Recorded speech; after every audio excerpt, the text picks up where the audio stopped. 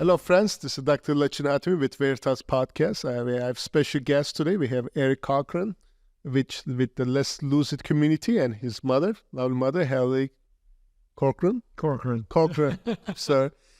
So we're gonna have some conversations today about interesting topics. Absolutely. Welcome, guys. Oh, no. Nice to have you here. Thank you for having us. And, it's fun to be with people who want to change lives, right? And I love what you do. I'm so proud of the work you do. And the fact that you've been doing the podcast, but how many lives you've changed, we get to be a little bit a part of that. So we're just thrilled to be here. Thank you. Today we're going to talk about some interesting topics. A lot, we are talking about preventative health care, how we can improve our lives, make it better. And then we don't have to come to doctor's office. We don't have to need health care. We don't need to use medications. We just have a better, more successful, more resourceful lives. So maybe we want to start. What is a healthy life? You think what's healthy life means? What habits constitute a healthy life? Well, I'm glad you said the word habits, because habits is where it's at. A lot of people, I think they're looking backward and they're doing the same thing over and over and over again. And they wonder why they continue to have the bad results in their life, whether it's emotional bad habits, physical, mental, all these things make us who we are, So what Mom and I are proud to do is to help people just say, hey, you can live a great life if you just change your habits. Small things can make enormous differences in your life. Absolutely. What's unique today is all of us are immigrants. We came to the right. Exactly. From the other side of the ocean. I'm from Turkey. You guys from Ireland. And how did you guys came here? How did you guys end up in there? I'm going to let Mom lead on this one, but he has a little bit of a story. 24 years ago. Yeah, we came here for 1 year, and then we never went back. So we actually came here at the invitation of a pastor, Chuck Smith, from Southern California. And we came for a year, he said to come and be prepared for ministry. My husband is a pastor. And then we brought the boys over, and we just loved it, and we never went back. It was crazy how that happened. And my parents thought I'd lost the plot, that I was leaving Ireland, taking my kids. We sold everything. Our house that was in my husband's family for 3 generations, sold everything, and got on a plane with 3 little boys and flew into LAX. And I thought we came from a town of 6,000 people, and I thought we'd never be heard or seen of ever again. I looked out the window down into LAX, and when we got off the plane, I felt like we were in the lion's den. We were coming up LAX, we were coming up the ramp, and all these people looking down, and oh my God, what have we done?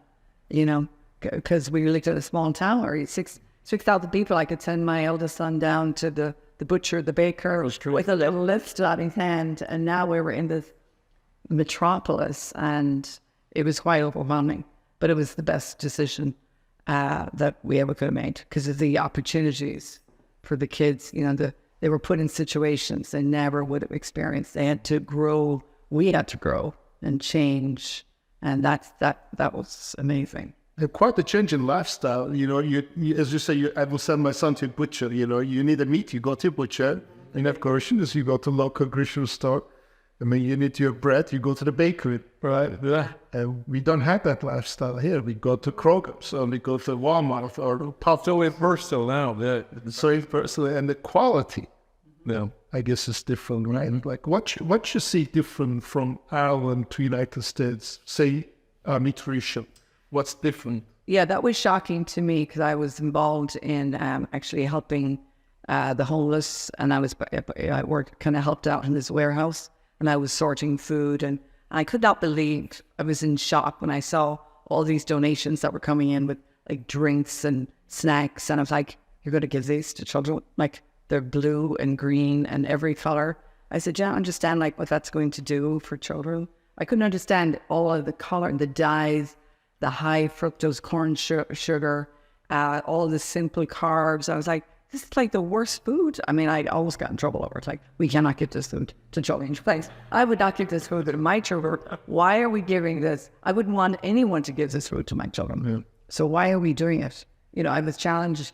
I'm always been a challenger of the status quo. But this is, when it affects people's health, you know, because we are what we eat, and we are, and like, it's like we are the sum of our choices. And I really believe, like, women, we really sort of dictate the health of our families, because we're the ones that are shopping and buying food. And so I have a huge passion to educate women on picking the right food, what food does, you know, for our children, and how it affects their brain, and those 0 to 5 years are the formative years that they need the best nutrition, you know. So I would say that when I came here, it was just the amount of additives, colorants, high sugar. As I was saying to you, that there's more sugar in a slice of bread and the equal amount that in a candy bar. People don't realize that. They call that bread. And people are injected with hormones, and people are living on, if you look at people's grocery carts, the amount of fast food that, you know, the amount of simple carbs and sugars and all the raw, like, the people shop in the middle of the store when all the living food is on the periphery in the fruits and veg section. Everything else is dead. It's almost like in a mausoleum. It's dead food on display, but that's what people are filling options with. A lot of processed food here in Yeah. It's fake food. Fake food. So, yeah, it's fake food. And the prevalence of fast food in every corner. I guess in Europe, you don't have that much fast food, right? There is fast food, but there is more mom and pop kind of restaurants. And I think here in America, it is cheaper to feed your family. Right. I remember no refills, by the way. No refills. Remember? No refills. But it is cheaper to feed a family of 3 or 4 here by driving through a fast food restaurant, than going in and buying, you know, grass-fed meat or, you know, vegetables and fruits. And I think that's wrong. That has to change, because otherwise people, why would they do that? Like, you know, everything, it's money, how much money people have. They have a budget, and they're going to try and get as much money out of the budget. And the organic food is expensive here in Yeah. Montreal. And it shouldn't be, because my mother, I was having this conversation with her. She's 95, coming up 95. And I've noticed a lot of people her age, they're really healthy. My mother drives. She plays bridge. She can play golf. She's 95 years old. She lives in a big old house, and she cooks for herself. And she's as sharp as a tank. She's on Facebook, Instagram. She knows what we're all doing, 7 of us around the world. And she is, to me, I said, how are you so different? And she said, simple, she said to me. We were raised in organic food. They grew all their own food. They had, you know, less stress. And still to this day, they're probably more organic than what we have here in the United States. Right? If you live in a small town in Ireland, 6,000 people, you go to a butcher. That meat is probably coming from an animal a couple miles, or maybe not even a mile, you know, in the backyard. Yeah. Right. Feeding itself, and then you just end up on the butcher table that day. Yeah. You know, your food is not coming from too far. Like you right now, you go to Publix, do you know where your meat is coming from? Mystery meat. Oh, no. It can be a feedlot in Texas or Brazil, or you know, God knows what they ate, you know, injected with corn and fed with GMO corn, and a lot of GMO, you know, we have, our food is all GMO, and unless it's organic. It's organic, and, you know, organic food is so expensive, it's almost unaffordable here, and hard to find. Yeah. You have cheap meats everywhere, you know. Yeah, that's crazy. Like, I always tell people to buy Kerry-grown butter because The best butter. that was made in the same town I grew up. So I knew the cow. Golden butter. I used to pass the cows right beside Mitchelstown Castle, this huge castle, and the cows were all around the castle. So I knew the cows that made the butter. Like, I would pass them every day, and they're still there, the next generations. But it's like that you can see where food comes from, that you can see, you know, that it's not like, you know, we don't know what we're eating. They're so disconnected. I mean, what they say, all the chicken in the U.S. is coming from only like 3 manufacturers or 4 producers. So they're technically the same chickens. Right. They're fed the same way and they're like mature so fast. I mean, they don't even let the chicken mature a couple of months. Well, they're pumping them with hormones and all kinds of stuff. Well, they're fed on corn, and it's GMO corn. So we're eating. We're eating with their... Yeah. Right. And that's why people are looking like chicken. We need to look like the... They're eating especially women. Women are walking around looking like chickens because the hormones, like, they're eating all the things that are rejected. You are what you eat, grows. I mean, what I see in my clinic is young girls like reaching puberty and like they have their first period, Right. and their mom is in shock. He said, "Oh my God, my daughter is having her period." He said, "Why are you so shocked?" He's like, "Well, I had mine at age 10, and I'm here at 8-year-old or a 7-year-old, and it's like so much younger." Right? It's the food, I guess. It's just not what The fake food. fake food. And the soy, it's I mean, organic soy is fine, but it's the other soy, the GMO soy, and they're putting that into Soybeans and everything. I mean, goodness. it's a filler. It's a filler. Food. I find. Oh, here we go. Even the meats, certain meats have soy, a lot of fillers. Yeah. I was watching a documentary about tomato paste, and China was one of the biggest tomato paste manufacturer in the world, and they don't even like tomatoes or consume tomato paste. It's not native to China. They don't like tomatoes. They just produce it because for the European market. But I was surprised, like when they're making tomato, the fillers they were putting soy Soybean, yeah. Yeah. and I'm like, what soy is doing in your tomato paste? Because it's cheaper, right? And so the quantity goes up, so you can actually have a cheaper tomato paste. Yeah, and then the canola oil. Canola oil is so bad for people. The oils are really... And they're putting that into even health food. It causes so much inflammation in the body, like the seed oil. Like people really should be just having coconut oil, olive oil, but even just in salads, not even cooking it. But it's amazing how people are the oils that are causing so much inflammation in their bodies because they don't know about not having seed oils and vegetable oils, and they're in everything. So why inflammation is such a big deal? Like you eat something that's not good for you, obviously it will cause inflammation in your gut flora and stuff. Why this inflammation matters to us? Why it's so important? Well, it's the breeding ground for disease. Like if you're inflamed, like then you're usually setting the environment for disease to happen in your body. Do you think The gut is, as you said, the gut is, as they call it now, the second brain. Yep. That unless we address the gut, and the problem right now is that people, as you know, are coming in looking for prescriptions and having antibiotics that are killing. It's like having an atom bomb, dropped in their gut flora, and 80% of the immune system is in the gut and the serotonin for people's brains. Absolutely. And so people don't realize like how important it is to feed the gut flora, the microbiome, with like fiber. Like there's so little fiber in the American diet. It's all simple sugar. It's all white flour. People don't know between what simple carbs and complex carbs. It's not in anything. You have to go looking for it. If you go to a restaurant, they're not going to offer you brown rice. You have to beg for it or ask. Or usually, it's not on the menu. It's not even an option. Yeah, it's white. It's white everything. It's even your friend for talking to like pasta. There's no gluten-free options for anything. It's just all this processed, simple. But there's great alternatives. There's great alternatives. I make like so many things that are like so delicious and they're healthy and they feed the microbiome. So when you do grocery shopping for yourself and your family, where do you go? Like, how do you seek the proper foods? I mean, you don't go Walmart or anything like that.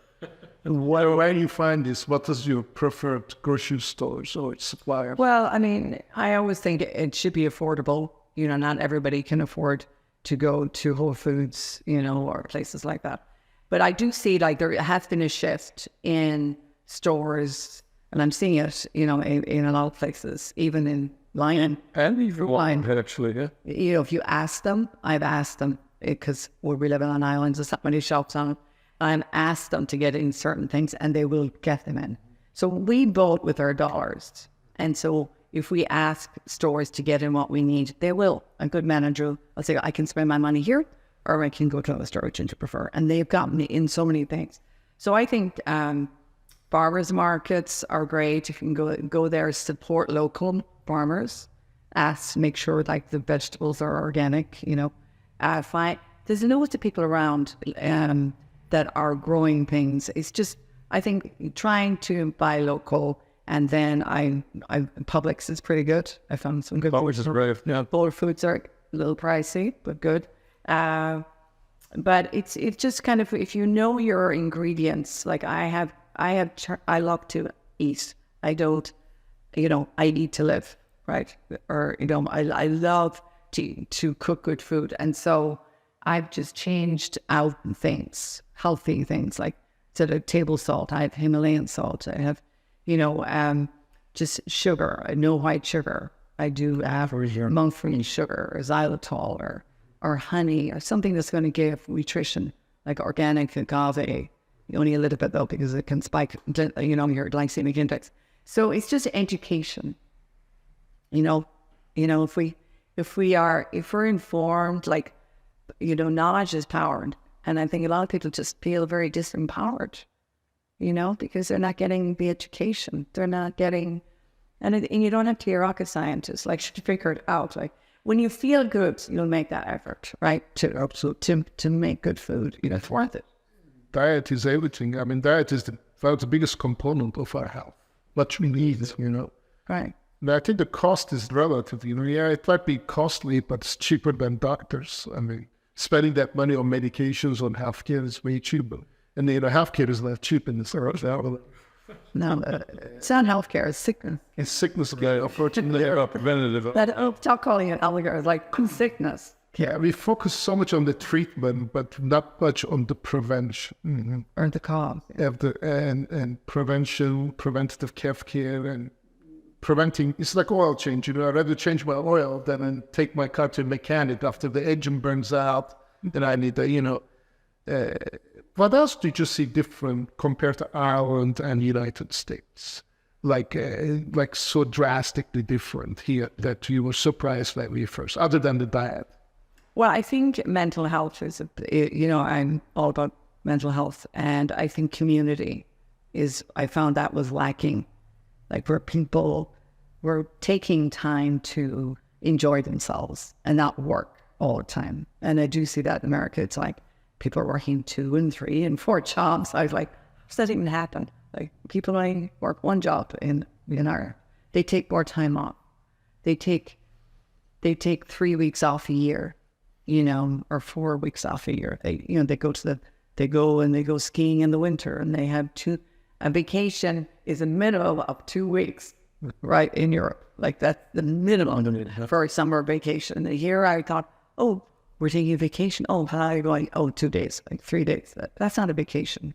And I think in Europe, they don't take their laptop with them. There's really no work. They don't have some emails and then phone and... No. Like, that's the thing, Americans, they go with their laptop in their vacation. So when you're like answering emails on your vacation, you should be like, nobody should even know where you are. Right. Like, no, this is, and I used to get in trouble with that. Like, in my business, sometimes I was like, no, I'm going away. You're not here for me because I need to unplug so I can recharge. Otherwise, I'm still here. I'm not gone. So I think that is the one thing I would say. In America, people work so hard, and they don't recharge. I remember actually going to an Apple store one day, and my phone was acting up, and I said to the guy, "What's wrong with it?" And he said, "Well, how are you charging it?" Oh, and I said, "Well, I'm just plugging in, and every time it's kind of running down." He said, "You mean you never turn it off completely?" I said, "No, I usually just that while it was going." And he said, "Well, how would you function if you didn't shut yourself down every night and sleep?" And I said, "Well, I wouldn't be functioning very well." He said, "But same with your phone. You have to shut it down to clear it out of all the glitches and things." How about obesity? Is obesity as much of a problem in Europe compared to US? I never saw The U.S. kind of leads in that category. When I was growing up, there was I had a class reunion recently, and like I remember everybody was healthy and fit. You don't see that. I mean, I'm embarrassed overweight. I mean, but then the other thing I think is like public transportation. Like people like walk from locations. The good butcher. You don't go with your car. You walk to the butcher shop or grocery store. You walk. We walk much more. And in here we drive everywhere. I mean, people don't even want to get out of their car. They want to drive for everything. Yeah, I do remember that when I first came here, we had a friend and she was bringing us somewhere. She said, "We'll drive there." And I said, "Well, we can just walk." She said, "Oh, no, we'll drive all the way over." And we were literally like, we were almost at the door. Parking close to the spas. Like, I could understand how like you wouldn't walk up and down the street. It was just... People are married to their cars here, and where I lived in California, And the parking garages. Correct it. But I do think too, the public bus system isn't as good here So in Europe, it has to function really well. So you can hop on and off buses, and Absolutely. tubes and trains. More. Whereas here, it just seems to be like in New York or, LA or in San Francisco, you've got different kinds of rail systems. But I know in other areas, it's too spread out. Absolutely. So everybody has to have a car. There was a study, I think the BMI of New Yorkers is much less than the average American BMI. Because New York is a utopia, they have to walk everywhere. It's like, and then, and then you cannot really drive everywhere. You have to go. And even if there's a good public transportation, you still do a significant amount of walking. Right. And going up and down the stairs and walking. And they're actually healthier. Yeah. They have like just saying, yeah, we don't really see that much overweight people. Even I went to Asia, I didn't see overweight people. Like it's very hard to see, and I think it's the diet and exercise. I think that's a part. But it's also the food quality, because I know when I go home to Ireland, I was there a few weeks ago.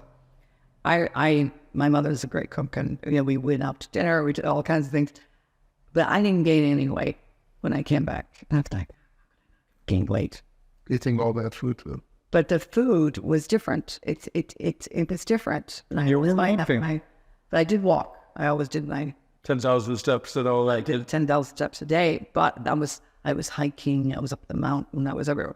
But I noticed that food here is different. If you are eating food that's GMO, your body doesn't know what to do with that GMO. It sees it as a toxin, and so it stores it as a fat in your body, in your fat cells. So I think the body is confused with all the way they're engineering the food. I think our bodies are just confused. It doesn't see it as food, and so it does store it as fat. It does, and the medications we over-medicate ourselves. We use too many medications, Yeah, I don't think we have like Adderall, like 80%. I read somewhere 80%, 90% of the world's Adderall is actually prescribed in the United States. wow. So either the rest of the world don't have as much ADHD, or we kind of overdoing it here in this country. So let's be a lot of money to maybe Adderall. I think Big Pharma needs to make that cash. So what supplements are you thinking? You said something about Europe, like changing also, unfortunately. Like the certain supplements used to be available are not available anymore. Yeah, it's very hard to get. Like you can't get vitamin D, you can't get melatonin, you can't get St. John's wort, you can't get Sani, you can't get. There's so many things. When I go home, I bring them home because they can't get them. I think that's ridiculous. So everything is kind of going towards prescription. They want everything on prescription because Big Pharma can patent natural things, but they make it or switch it out. Like put money on it, like progesterone cream. Bioidentical is way better than progesterone, which is it's the chemical version of it, which doesn't work as well and has all these side effects. Absolutely. But it's crazy how people are just ill-informed. That's what I love about what you're doing, because you are standing up against, you're speaking the truths that people need to hear. I mean, people don't like it. I mean, what I'm surprised is even the common sense stuff, people react to it. Like one day I say feeding your kids McDonald's every day should be child abuse. Right. Because your kids are depending on you to provide them nutrition. Right. They will eat what you give them. A 3-year-old cannot go buy their own food. They eat whatever the parents give them. Exactly. If you every day when you're taking that kid from school, if you stop to McDonald's and keep picking kids menu and give it to them, I'm sorry, but you're a bad parent. And then I put that in, I get hate mail. People call me about being judgmental and how dare I question how they raise their kids, and they don't know how hard it is to be a parent, and and then their kid is very picky and wouldn't eat anything other than McDonald's, so they have to do it. I'm sorry, and I would be honest, and I would look at you straight in the eye and say it one more time. I still stand behind my word. I think it's child abuse. Yeah. If you feed your kid fast food every day, that's you're abusing your kid and you're playing with your kid's health. Mm-hmm. And but something as simple as that becomes a controversial topic. Like, I shouldn't be talking about it. I'm hurting people's feelings, and I shouldn't poke my nose into people's business, and I shouldn't tell them what to do. But that's my job. As a healthcare professional, it's what I have to do. And correct or wrong. And how about supplements? Like, what's the typical supplements you use? Like, what do you recommend people to take on a daily basis? Well, I think vitamin D, purely because people are not outside enough. And if they are outside, they're putting on sunscreen, which that can even be problematic because of the chemicals and it can cause reactions of skin.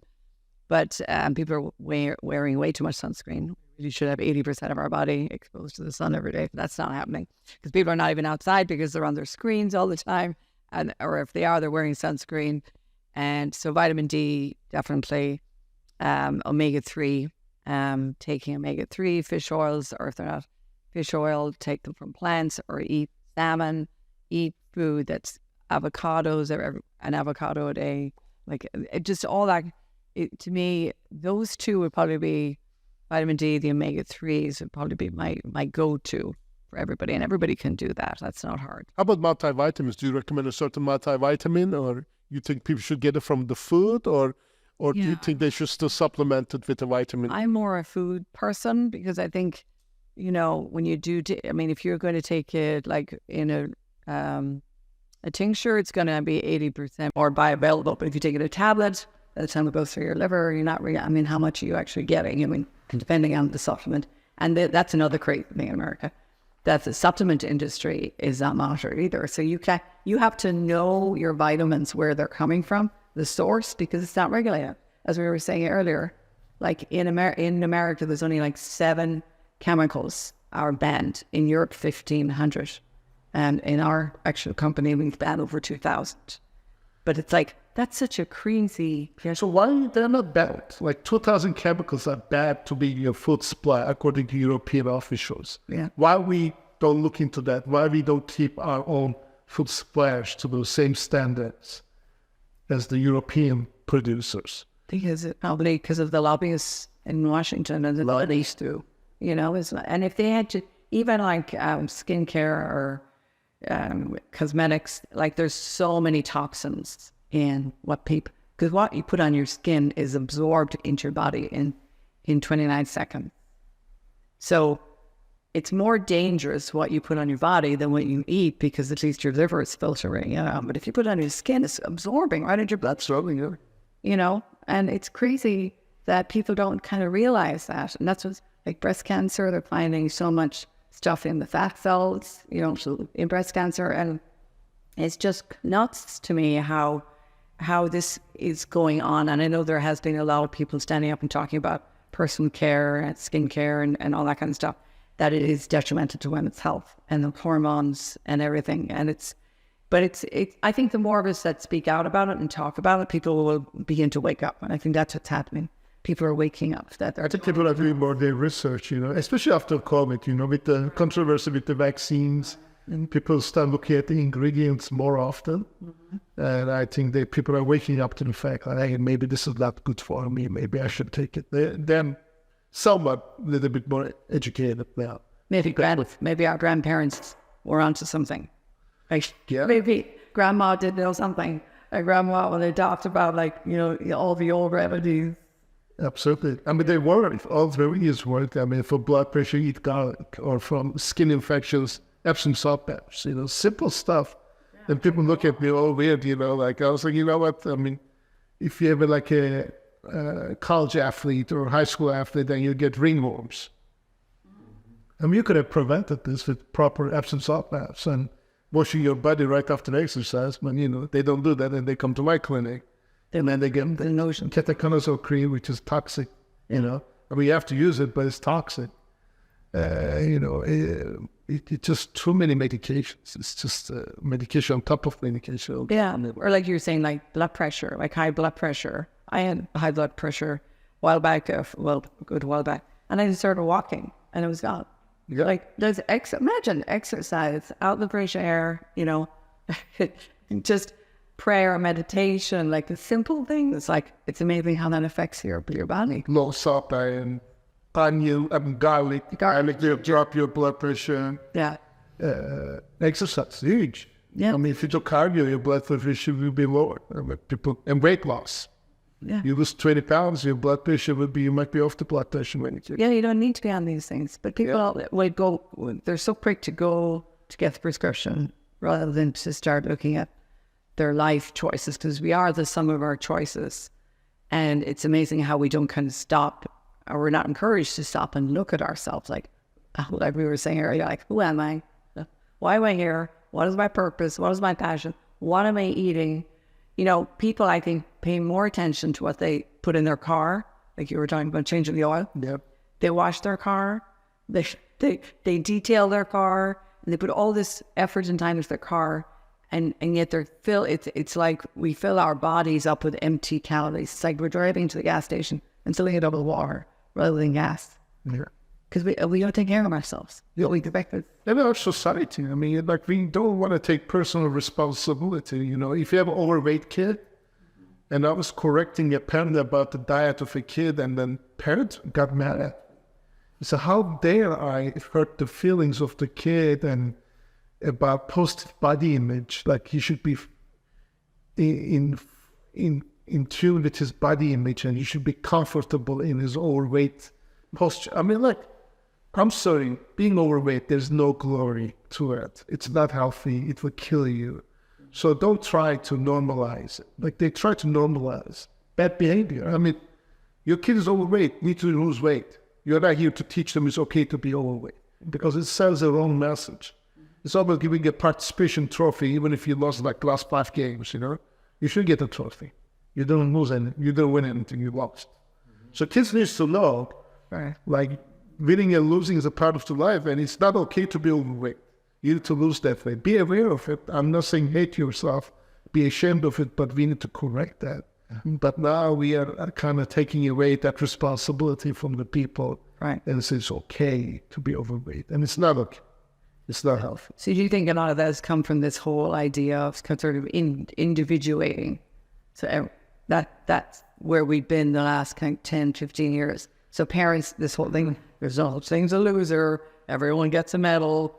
So everyone is so unique and special. And, you know, it's just like there's no standard. There's no responsibility. It's like, you know, no self-responsibility, and everybody's equal, and there's no losers and winners. So I'm just a bunch of snowflakes. That's what we are doing. So life doesn't work like that. No. Like if these people get it out in the real world will not be kind to them. No. You know, you'll be judged. You'll be discriminated against. If you have obstacles, you have a bad life. You're going to have bad needs. You're going to have high blood pressure. You have a high risk of stroke and heart attacks. You know, you have to lose that weight. It's not okay to be overweight. It's you should take care of it. And, you know, I think that's what we are missing in our society, self-responsibility, you know. And I think our society is kind of makes that happen, you know. Our food supply is messed up. Mm-hmm. And we don't exercise as much. I mean, the food they serve in the schools is horrible. You know, there's a lot of ingredients. But what else do you think needs to be changed in our daily lives? Do you think what part of our daily routine do you think needs extra focus and change? Well, I think, you know, in the morning, I think what you do in the morning, I think spending time when you get up, that you spend 15 minutes or 30 minutes, like you need time to think. I really do think a time in walking, prayer, meditation, kind of thinking about your day, just giving yourself a few minutes and drinking water, you know, just walking, you know, and planning out your day before you go to bed, the night before you go to bed, like plan out what you're going to do. There needs to be some kind of a schedule. It doesn't have to be always the same every day, but just you have a plan and then you stick to your plan. Otherwise, you're just drifting. And then don't go near your phone. First thing in the morning, don't pick your phone up. Don't use your phone as an alarm clock. Because then you're in reaction mode. You need to feed your brain, feed your mind, feed your spirit before you pick your phone up. And I think that it's so easy to just go like this. And then you're just immediately into reacting to emails, texts. And then I think one of the things I've seen is that people's brains, their attention span has become like, it used to be like a goldfish, but now it's like a minnow. You know, like people, they don't read anything anymore because of TikTok. Yep. And it's like we're being programmed to have no concentration. And then you're talking about the ADD thing. I think it's coming from we're being with TikTok and all these apps. The kids are just, they can't, you know, it's all these little bite sizes of information. So their brain thinks that's normal now. I think for somebody to make money, corporations to make money, they need to have you have a repeat customer, right? I mean, they cannot get you sell you one thing. They want to sell you the same thing over and over and over again. So they need to build this addictive portion. Like TikTok is addictive. You get addictive, you keep looking more one of the dopamine. I mean, next time, you know, you keep looking at the reels and then you already been like half an hour and keep watching it. And, you know, so they know your focus is limited. So the duration of each one is so short. And then you go to the next one and the next one and next one and next one. Next thing you know, you are 1 hour into it. You don't even know what happened. Yeah. And you could have been going for a walk. Yeah. You could have been, you know, getting your heart rate up. You could have been doing all things that actually help you. And you can do stuff to help you. And addiction, like food, like fast food, like you go McDonald's. They put so much sugar to get you addicted to it, you know. Correct. So every time you think about food, McDonald's, that dopamine goes up. Oh, there's sugar rush. You won't get the sugar to feed that dopamine need.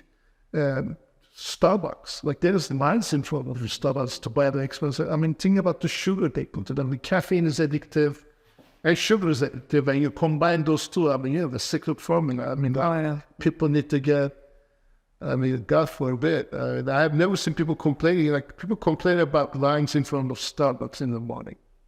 And I'm like, you don't even need that. Like, why are you complaining about something that's a pure luxury? But they have to have it, right? They have to drink that coffee, otherwise they cannot function. Right. Well, that's all it came to from there. They have this whole philosophy, Starbucks, that Starbucks was to be the third place. Mm-hmm. So you had home, office, and Starbucks. So it became like a club. If you were walking around with your Starbucks cup, that you belonged. You belonged. It was kind of like if you didn't go to Starbucks, you were missing out. So it's all of this programming.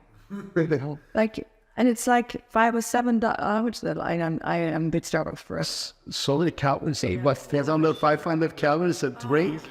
And that Tirani stuff, like the pumpkin spice lattes and stuff, there's no pumpkin. There isn't one bit of pumpkin in those things, or gingerbread, or It's just sugar. and flavorings and all that kind of stuff. So, yeah, it's crazy. And expensive. I mean, $6, $7. Like, you add that up, like you get one drink a day, that's like $200,000 a month in just Starbucks. Yeah, no, it's crazy. And I make the same thing. So we have a great protein powder, and I put real pumpkin in it, pumpkin spice, you know, vegan protein, 25 grams of vegan protein, and it's delicious.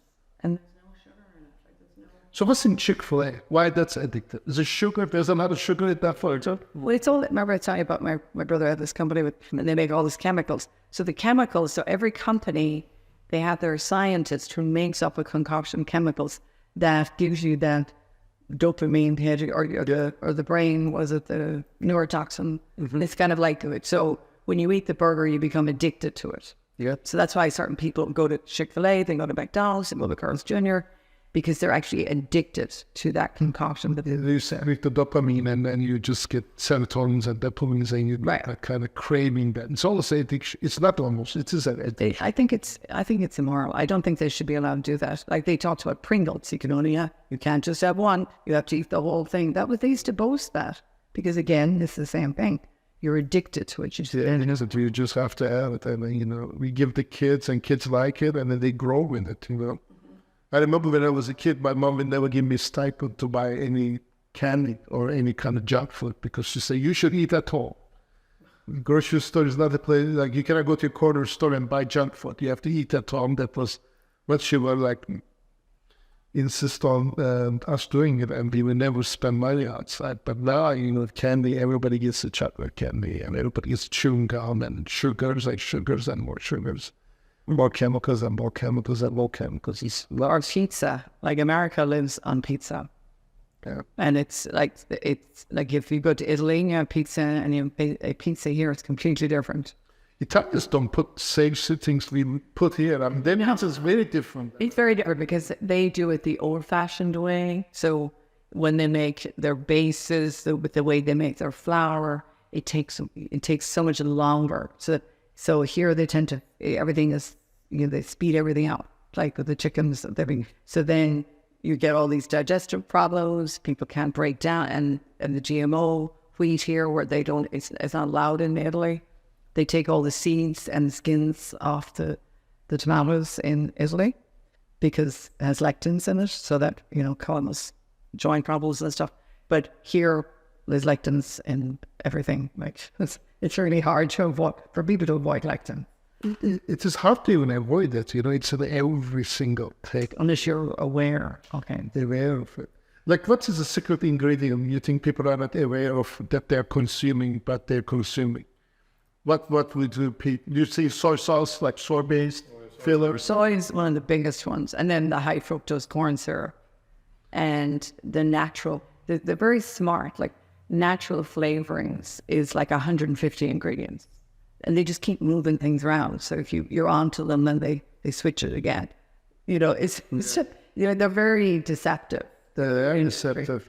Very deceptive. And even the whole, like, free range, they could have a little door that the chicken can stick its head out, but the other 100 chickens can't get out. Like, or they have a little patch of grass outside, so they can say absolutely that it has access to they have them figured out. How I think good part they play with your psyche almost. Like, you buy butter from that, and then they put this red barn and then green hills. They give you this image like it's actually coming from an Amish farm, and then it's bringing that. No, yeah. And then I went to a friend of mine's store, supposedly selling healthy organic stuff, right? And I was trying to talk to him about calling it organic, and he corrected me. Do not ever call my food organic. Calling me farm fresh. And it made me think why this guy was bothered me calling food organic. Instead, he was called farm fresh. And I thought about it, and what does farm fresh mean? I mean, like, think about it. Farm fresh. Everything grows in a farm. So technically, everything is farm fresh. Right. Nothing fresh about it. You just play with the words, like the presentation. Is nothing organic, like free range. I mean, you might have the same chicken, give them same crappy food, give them same hormones, but they're not in a cage. They're just hanging out in the space they call free range. Right. But it's they said on corn. Fed on the same thing. Bad food. And it's not healthy. No. So what? Because they're a little bit more free, they get a little bit more exercise. I guess they're like. But then they can charge more, because if they can put that on the box, then you're going to pay an extra 50 cents. It's the same thing actually with organic, because organic is a little tricky. Organic is just a way of farming. But you can plant something and it's organic, but when you harvest it, it's not organic anymore because of cross-pollination, whatever. So really, that's even now a little bit. You have to know, was it tested when it was harvested, and this is still organic. That's going another step. So because they know they can earn more money. It's all about money. It's all about money, and then they play with it. Yeah. And how about honey? There's a lot of tricks going on with honey. I do. Most of the honey has sugar in it, like sugar syrup. It's not really honey. It's just honey flavor of it, I guess. Yeah, well, because they're killing all the bees. That's one of the bees go, that's really serious for the world, because we won't have any pollination. Pollination. And because of all the chemicals that are coming down and spraying everything, like, it's killing the bees. So that's a big thing in Ireland. They're all about protecting the bees. And I brought home Irish honey, and you had it today, and he said, this looks different to the other honey. But yeah, they're adding in, you have to know your source. You have to know where things are coming from, but you can do it. I don't want to sound like it's all doom and gloom. It's just education. You can be on a very small budget and you can eat really well. And I've done that with my boys. Erik actually had a lot of allergy problems. And that's actually what started me on my journey of nutrition. 33. So you have a sickly child that got allergies. I guess you're the reason they got it for doing. I had to figure it out, because all they were giving him was like Corazin cream and steroids. I was like, no, we're not going down. So how did you solve the allergy problem? Like, what was your key? What was your secret? And one diet. He was allergic to life. He was allergic to So what potatoes. And I was allergic to potatoes. gluten, I guess, is Irish for you? Everything but lab and rhubarb, right? Well, I put him on this, it was kind of an elimination diet.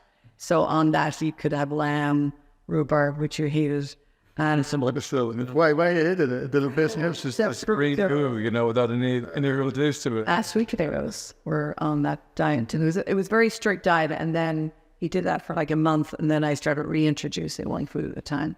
Took the long way, but we figured it out. And I got him off. Like he was covered in eczema. And he had a lot. He didn't talk till he was 3. How about gluten? Did you take gluten out of your diet altogether, or you still consume it? I mean, that was completely... Yeah, I took it out. He sugar, gluten. Gosh, he had so many things on the list. But then we figured out. I told you about the EPD thing, and that was able to turn off the allergies. But to this day, you know, it's amazing when your child hurts, you want to figure it out as a mom. You know, you're just not going to get. I wasn't going down that road.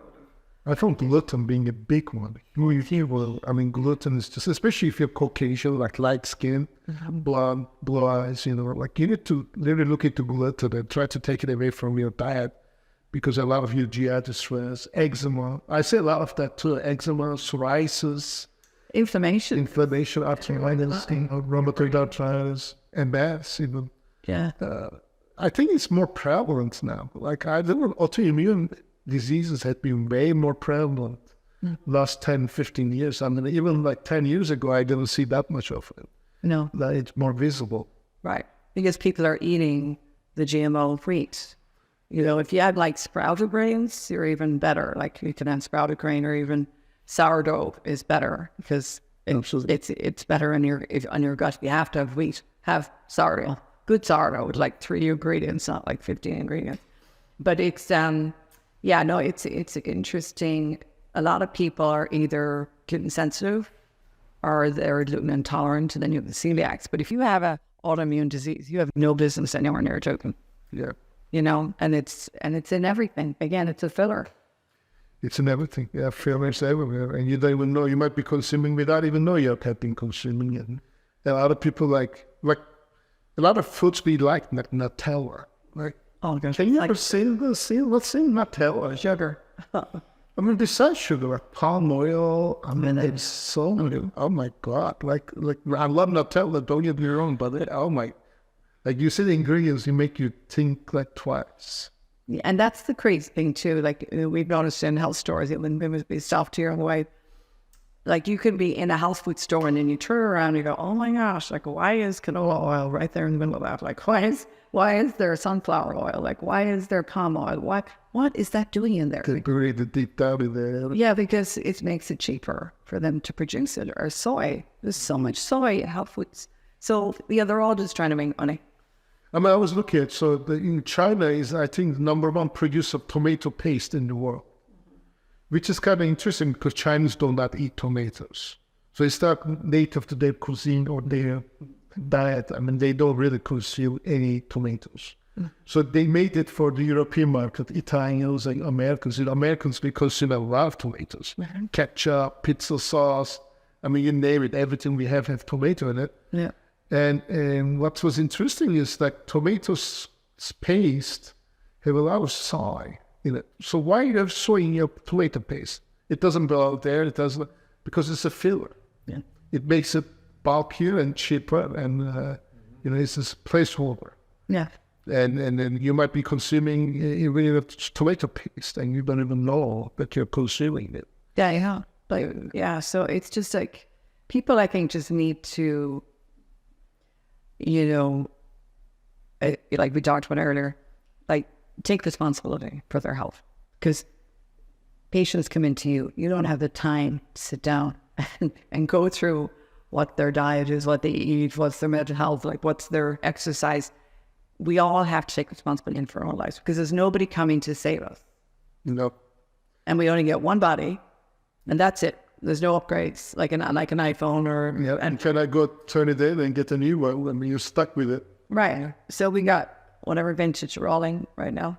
Like this is it. Like this has to last me to the end. And there's nobody really cares about me more than me. And even wonderful doctors, you don't have the time. They were like, so people have to take that responsibility. Well, we are not trained for it. We are not designed Right. to educate people. I mean, as much education you do, it's a numbers game, and then you have to see as many patients as possible in a short, small period of time. You don't have time to talk about. You know, I have patient came with bad knees. You know, they're 40 years old and their knees hurt. And I'll tell them it's very simple. You don't wait. You don't have bad genes. It's not about you have bad knees. It's about you carry a lot of weight every day and you will have it. Or plantar fasciitis, you know. Weight loss alone will solve your plantar fasciitis. And your back knees and your hip problems and your back problems and your back pain and your high blood pressure and your high cholesterol and your diabetes all can be obesity related. So, And relationship related too. I'm doing like in my naturopathic studies, talking about that a lot of things to do with the bones in the body have actually to do with relationships or lack of relationships, which brings us back to the community thing. Yep. Investing in good friendships and relationships is actually good for your bones. You know, they say a broken spirit dries up the bones. Absolutely. So a lot of people that they're not putting the time into things that actually are good for their emotionally as well. You know, I was like, this community also plays a big role. I mean, I think you are more likely to be depressed and have emotional problem if you're not a part of a community. And I see that a lot of elderly people, like if they are around grandkids, they do better health-wise. Right. If they're isolated, they have no connection to their kids or grandkids and they live alone, they have worse health. It's just about the mental health, you know. It has a reflection to it. And I think we're going to pay a very dear price. The burden of it on our society, our economy is tremendous. How much money we're going to spend in sick care and hospitalizations. And I mean, unfortunately or unfortunately, I don't know how you look at it, we live longer too. All right.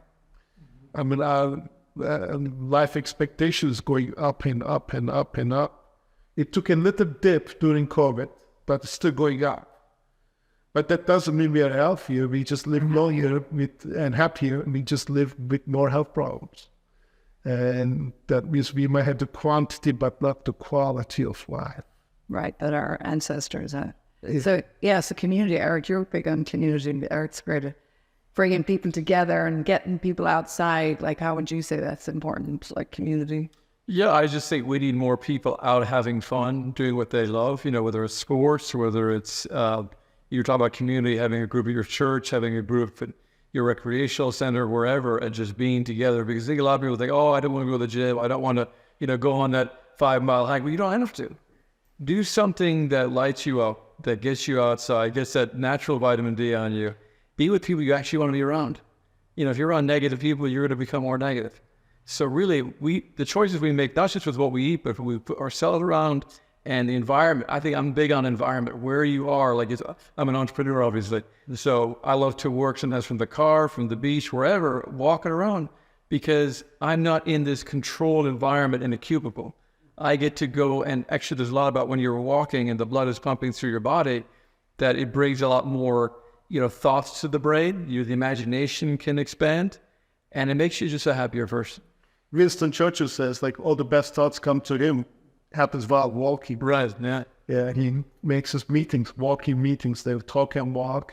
And what you do something related to baseball. Tell me more about it. What's that about? Yeah, Throw the Ball Foundation. Throw the Ball, for me, you know, I can attest to this. When I was younger, we first came to America. I remember baseball was one of the first things I fell in love with. It's such an American game, you know, that it calls America's pastime. And for me, you know, with all the issues I had, you know, with illnesses, and I couldn't even tie my shoe. I could barely open a door. I mean, my motor skills were, you know, down here, you know, and to be able to do what I can do today, throwing, I told you before, sidearm and submarine, which is a whole art form in and of itself. with people of all ages is a passion for me. Some of the deepest conversations I've ever had have been outside, chucking it back and forth, just saying, hey, what's been going on in your life? Let's talk through some things, relationship problems, work issues. I remember when I was in Congress, I was an intern years ago, and we talked about a stressful environment, and the other roommates I had, wanted to quit. They were just so sick of the pressure.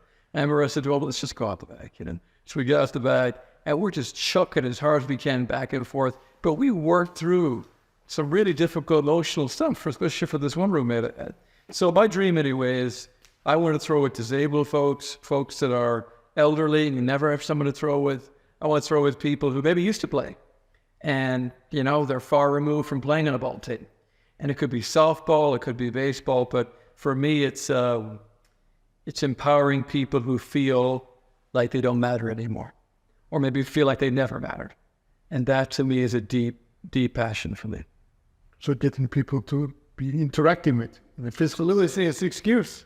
It's an excuse to get out and get out and do it. And it's not as demanding either, so anybody can participate. Anyone can. Depend, regardless of their physical fitness. Yeah, there was a lady right here in Colombia, and took her out to a field as she's in a wheelchair, and we had to get it through the dugout onto the field. And I said, have you ever thrown? And she said, no, I've never thrown the ball. And I said, how old are you? She said, I'm 49. I said, you're going to throw today. And she threw, and I threw it to her, and it was a powerful moment. So you're going to throw you make your 95-year-old grandma? No, yeah, that's the plan. It's always very competitive, so she will be. It's about reach you. I think having fun. I think if you're having fun and you're laughing, you have to do that every day, whatever it is. I love to get up and dance. I'm a dancer. I love to dance. And it's like, or I'm out doing tennis, or I'm swimming, or I'm studying my dog, or it's having fun. We stopped having fun. You think about children, they're so happy. Children on the beach, I love to watch children on the beach because they're twirling and they're just doing silly things. But it's okay for them to be silly. Like, we have to be okay with being silly as adults. We lose that childness, that childlikeness. That's us. That's our essence. That when you forget about everything, you focus like playing soccer. You're not an adult anymore. You're literally that 5-year-old on the street. You go back to your childhood. It kind of transforms you. You're in there. Your title, your job, your position in the society doesn't mean anything. You're just a kid. You're just playing ball. Sports is magical, really, right? And tennis is just whether it's golf or soccer or baseball. Any of these sports, you're right. Like, it doesn't matter. But there is almost like an unwritten rule, which doesn't exist. The people think, oh, I'm not allowed to keep playing. I have to put away childish things. Don't be silly. Don't be silly. And it's a joke because there is no rule. And it's better for you if you do. And think about how many deals have been made on business on golf courses. Oh, yeah, golf course. Think about, tennis, how many things have happened. And I think in the same way, your life's going to be better. You're going to be happier when you go back to work if you get that sports time in. I think it's very important. Physical fitness, more productive and more energetic. Life can be changed one step at a time, small changes in your life. You don't need to make drastic changes. You don't need to go run a marathon. Just little small, little incremental changes add up big time. Just take the elevator. Don't take the elevator. Take the stairs. Park your car far away in the parking lot where you're going to Walmart. Exactly. But it adds up. If you do that enough times, you're going to walk a bit, or go do the perimeter we're talking about earlier. Actually go around, and then you might actually see something that you can bring home with you. That's gonna. The funniest thing is that people in the gym parking lots, they keep driving and driving and driving until they find that pockets, but they're going to do. And then we're going to get on the trip. I got to get on the trip, but I had run from like 2 hours. Make up for what they didn't do in the. I was like, it is just ridiculous. Like, you're thinking about it, like you were looking for a parking spot to save time when they're walking, and then you're going to go ahead and sweat all right now. Crazy. So it's really a decision to reprogram your brain on the way you think about everything, yourself, and about what you eat and your life. And the part that hits me, I moved here from Turkey And I love this country. I'm an American citizen. I love United States, and I love living here. But the part I have the biggest struggle is food. Food just don't taste good. It just looks like I'm eating plastic, and doesn't matter which restaurant I go to, there are some good restaurants here in town. I went to one of the Mediterranean cafe the other day. I ordered baba ganoush, and it tasted amazing. And I'm like, why is tasted out? The owner came to our table, very graciously shared. He said he actually raised the eggplant. He picked it that morning, and it was freshly made, never frozen, straight from the farm. That he actually know what he put in and organically grown. Mm-hmm. But it tasted just like back home. But everything else, people are like, our chicken is coming from U.S. foods. Every single restaurant you go to. Meat is coming from U.S. foods. Same meat everybody's using. So it's almost impossible to find that taste. It's not about the cooking skills. I mean, okay, you have one bad chef, two bad chefs. They don't know how to cook. Mm-hmm. But it cannot be just cooking. I mean, every one of them is bad. Right. And I realized the taste is much better in Europe or overseas is because the ingredients. Yeah. We don't rely that much on mass production food. Our food is all corn-based. Yeah. We raise the corn, and corn becomes the fuel. Corn becomes feed for our meat, ethanol, and then chickens we feed with the corn. The cows we feed for the cow. They're all eating they eat the same corn, and then they jam all corn. And you're in it, and you're in. I think that's why our digestion is so messed up, because their body doesn't know what to do. Our body doesn't know what to do. We always have constant training. Yeah. The poop is hard as a rock, and then go. That's the problem. You don't know that. It's the salmon we eat. Because their microbiome, the walls of their intestines are literally like wallpapered with the white paste of them. Well, and the good news is your taste buds can change. I tell people, if you start eating like Mediterranean, you start enjoying food that's tasty and healthy, eventually you're not going to want to go back. Well, when you first go back, you taste it, you're like, oh, I can tell that's like fake cheese. It's like, that's fake meat. That's not. But you have to give your taste buds a chance to enjoy what food. I think why I love Mediterranean is because it tastes alive. It actually tastes like fresh, real. It doesn't taste as synthetic, that kind of, like I say, fake taste that the other stuff has, whether it's fast food, processed, or whatever. So it makes a big difference. I mean, we get food too, like grilled chicken. Right. I'm not going to give a name of the fast food joint, but you get a grilled chicken sandwich, right? And so I open the bread, and bread tastes horrible, and I look at the chicken. That's not real chicken. That's some compressed meat, like all kinds of chicken parts compressed and then making to look like a chicken. It's not chicken meat. No. And then grilled, there are like black lines on it. It tastes microwaved. Yeah, like those black lines had been like printed on it almost. Yeah, I know exactly. To give the feeling like grilled. There's nothing grilled about it. It just looks grilled, like they literally draw those black lines. And then, they go to Sharpie and they... Yeah, it's a Sharpie, And then like they put it in and all smooshed, and it's like, still some taste right. And then the bread is all sugar. Oh, yeah. Just like you might as well just have the fried. What was the joke? Like, there's a Subway sandwich, like the bread is not counted as bread. Some more sugar. And because it's so sugary, it's like almost a cake. Yeah. Well, that was another thing when we moved here. In Ireland, you have like a scone. A scone is bread, right? Yes. Raisins or whatever. But when I came here, I was like, it's not a scone. Like, it's so sweet. Like, it was so sweet. Whereas it's meant to be more savory. And you put butter on it, and you put jam on it, and you put cream on it, and it's delicious. But it was like, everything was so sweet. After this is not a scone. This is the cookie. It says, so less healthy, like, okay. Yeah, it's horrible. And then we wonder, like, cancer, like sugar feeds cancer. And everyone is just bathing their body in sugar. Mm-hmm. When we did PET scan on a person, what's a PET scan? PET scan is a radioactive sugar. We inject the patient, and we check where it goes in the body, and that's why we detect the cancer. And then, sugar feeds cancer. it is what it is. And like if you have cancer, it makes you spread faster. So People's diets are full of sugar, and sugar.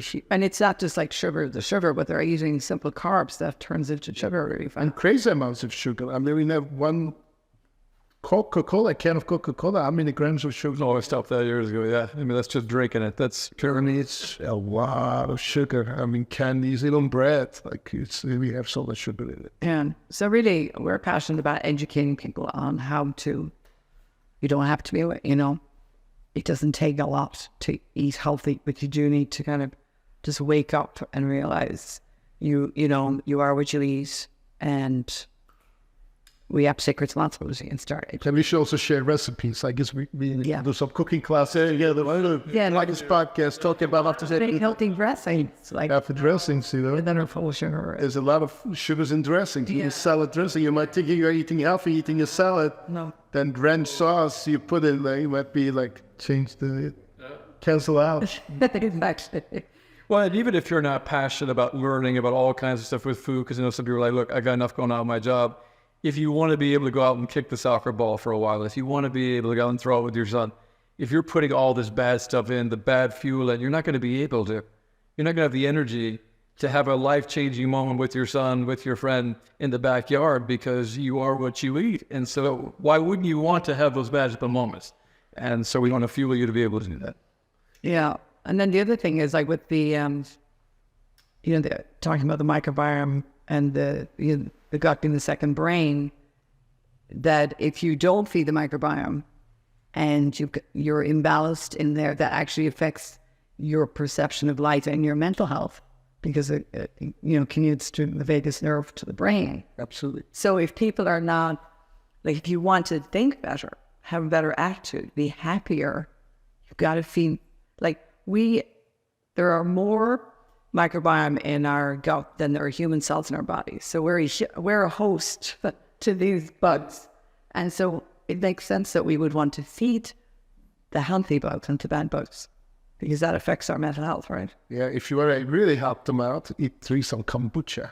No, eating fermented food. Fermented food, kombucha, Greek yogurt, kombucha, and Takes a little gherkin. It just tastes a little bit off, but it's good for you. Yeah, it is good for you. That's the problem that sucks. The stuff that's good for you doesn't really taste good. And the stuff that tastes good is really bad for you. It's just like you cannot win the scale. I mean, I never met anything that tastes good for your health.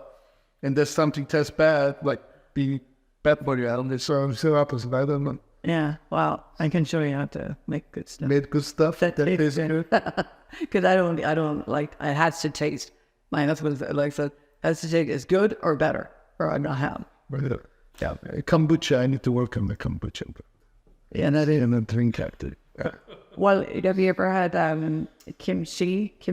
I love kimchi. Sauerkraut is that's like the hero.